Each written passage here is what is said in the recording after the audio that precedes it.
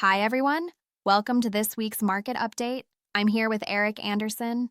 Eric, markets feel oddly calm for early January, despite geopolitics, commodities moving, and central banks holding firm. What's really driving things this week? The word I keep coming back to is patience, and that's unusual for markets. What we're seeing globally is an economy that's cooling just enough to ease inflation, but not enough to break growth. In the US, jobless claims have edged higher, but they're still low by historical standards. Continuing claims are rising slowly, which tells you layoffs aren't accelerating. It's just taking longer to find the next job. From the Fed's perspective, that's exactly the outcome they want. There's nothing here that forces urgent rate cuts, so policy stays on hold and markets adjust. And it wasn't just the US, Europe and Japan surprised as well. They did. Germany posted stronger factory orders than expected, including exports. Not a boom, but a reminder that Europe isn't rolling over. Japan was more interesting. Household spending jumped almost 3% year-on-year in November. Wages are still uneven, but households are sitting on large savings buffers. If confidence holds, consumption can still surprise on the upside, and that's helping underpin Japanese equities. China, meanwhile, remains steady but subdued. Consumer inflation is positive. Producer prices are still weak. That points to continued liquidity support rather than any dramatic policy shift. So across regions, it's the same story.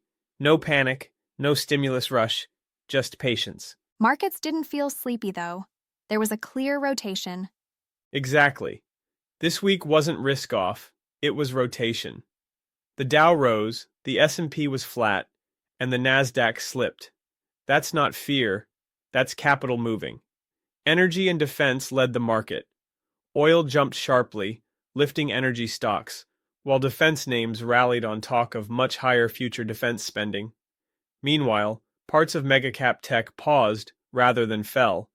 Alphabet even moved ahead of Apple in market cap, just behind Nvidia. That tells you tech isn't being abandoned, it's being priced more selectively. In Asia, equities remain close to record highs. The message is clear. Investors are rotating away from crowded growth trades into energy, defense, and real assets, without stepping away from risk altogether. Commodities seem central to that shift. Very much so. Oil has repriced geopolitical risk, not demand. Venezuela, OPEC discipline, sanctions. Markets are focusing on supply security. But copper is the bigger structural story. Demand from AI data centers, electrification, defense and robotics is accelerating. Estimates suggest copper demand could rise around 50% by 2040. Without major new investment, that leaves a persistent supply gap. That's why mining companies are racing for scale, and why commodity returns are increasingly driven by geopolitics and policy, not just the growth cycle. Any risk from the upcoming US labor data? There's always noise at this time of year, and recent data quality hasn't been perfect.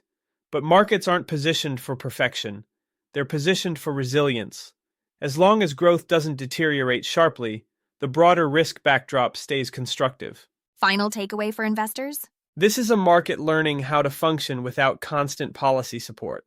Growth is slowing but stable. Inflation is easing gradually. Central banks are patient. And capital is rotating, not retreating. The winners aren't just innovation leaders. They're companies tied to energy, security, infrastructure, and real assets in a more fragmented world. That's a healthy way to start 2026. That's it for this week. Stay tuned for more insights next time.